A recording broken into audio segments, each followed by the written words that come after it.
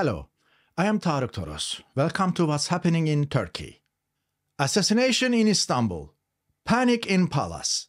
Ankara stalls, Turkey boils.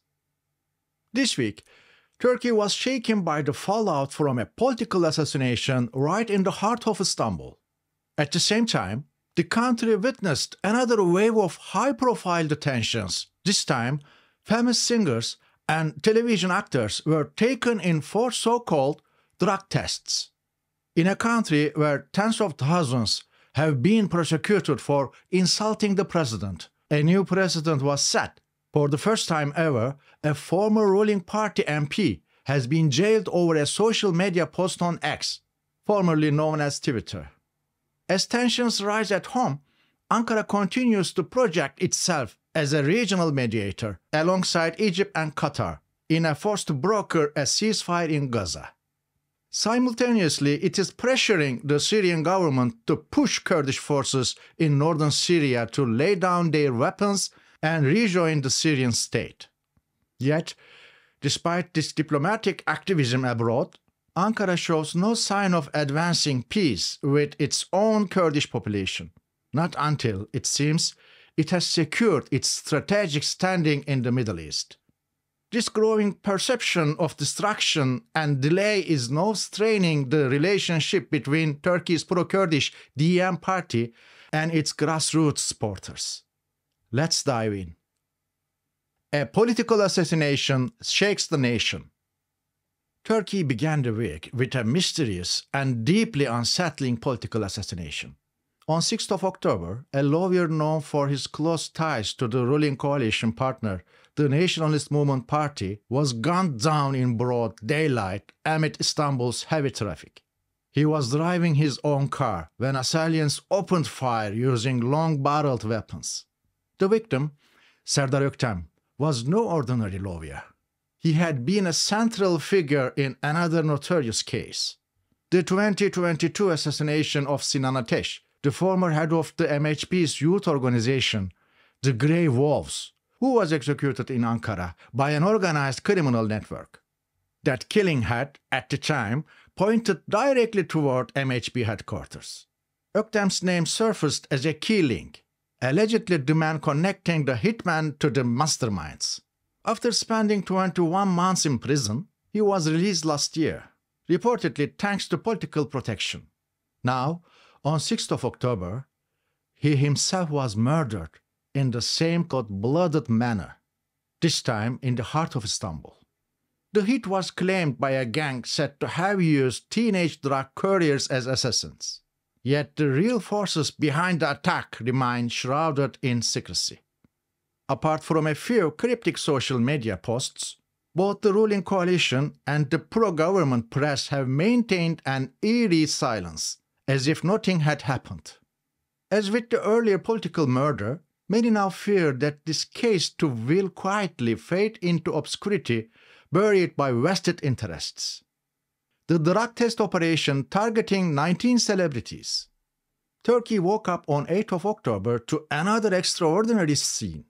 19 well-known figures from the worlds of television and music, including beloved actors and singers, were taken from their homes by police in early morning raids. Officials later insisted these were not arrests, but rather a routine procedure to collect blood and hair samples. They claimed the celebrities would be released soon after.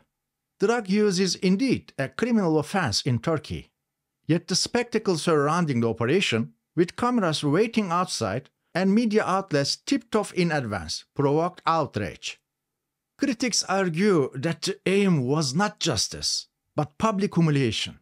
Each of those artists could easily have provided samples voluntarily if formally summoned, but the authorities appeared intent on staging a televised display instead. Among those detained was a new mother, who reportedly had to request a breast pump while in custody.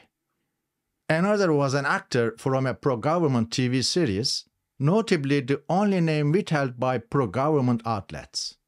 This episode has raised serious concerns over legal fairness and the right to reputation. Authorities have provided no clear explanation of what evidence triggered the investigation or how it began. After their release, several of artists publicly declared they had never used drugs and demanded that their clean test results be made public, just as their humiliating detentions had been. For the first time, a former ruling party MP jailed for insulting the president. In Turkey, prosecutions for insulting the president have long been a barometer of authoritarian excess. More than 56,000 such cases had been filed by the end of 2024. Now, a new and unprecedented name has joined that list. For the first time, a former ruling party MP has been imprisoned under this charge. Hüseyin Kocabıyık, who served 2 terms as an MP for President Erdoğan's AKP between 2015 and 2018, was arrested over a post on X that read, "Erdoğan, you actually staged a coup against yourself." Kocabıyık was no outsider. A long-time loyalist, he had supported Erdoğan since 1999 and had even campaigned for the presidential system that consolidated Erdoğan's power. Many observers believe his arrest was not about that one post, but rather an interview he gave a day earlier to Cumhuriyet newspaper, in which he described how the ruling party had built a system where everyone gets something, and added tellingly, "They gave me something too. They made my wife a governor." His sudden arrest sent a clear warning through Erdoğan's inner circle. Even mild dissent will no longer be tolerated. Can Ankara turn Gaza mediation into a strategic opportunity? On 8 of October, the Middle East entered a new diplomatic phase. US President Donald Trump announced a ceasefire between Israel and Hamas, thanking 3 countries in particular, Qatar, Egypt, and Turkey. His statement followed 3 days of indirect talks in Cairo, mediated by those same states.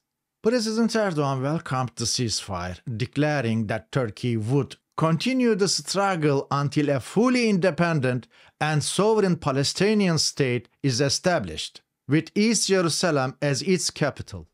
Sources in Washington suggest that Trump is planning a post-ceasefire regional tour and that preparations are already underway for a regional summit, with Turkey positioned as one of the key players. For Ankara, this represents a long-awaited opportunity to reclaim influence in the Middle East, seated once again at the same table as the US and Israel. But Turkey's most delicate test lies closer to home, the Kurdish question. Ankara has been in direct contact with Syria's de facto president Ahmed al-Shara, pressing him to ensure that the Syrian Democratic Forces, a Kurdish-led force of roughly 100,000 fighters east of the Euphrates, lay down their arms and integrate into the Syrian army. Although a framework deal was reached on 10th of March, progress since has been minimal. Meanwhile, the PKK in northern Iraq symbolically disarmed at the request of its imprisoned leader, Abdullah Öcalan, who has been held on İmralı Island for 26 years. Yet Ankara has offered little reciprocation. The pro-Kurdish DEM party has been trying to mediate between Öcalan and the Turkish government for over a year, but no tangible breakthrough has emerged. Turkey appears unwilling to make domestic concessions before securing results in Syria. But Kurdish voters are losing patience. Growing frustration has led to rising pressure on the DEM party's leadership to act. In response, Ankara has established a so-called peace commission in parliament, apparently to buy time and manage expectations. Week by week, however, more Kurds suspect that this is nothing more than a stalling tactic. The coming months could prove decisive and may bring some unexpected turns. I am TOROS. You've been watching What's Happening in Turkey. See you next week.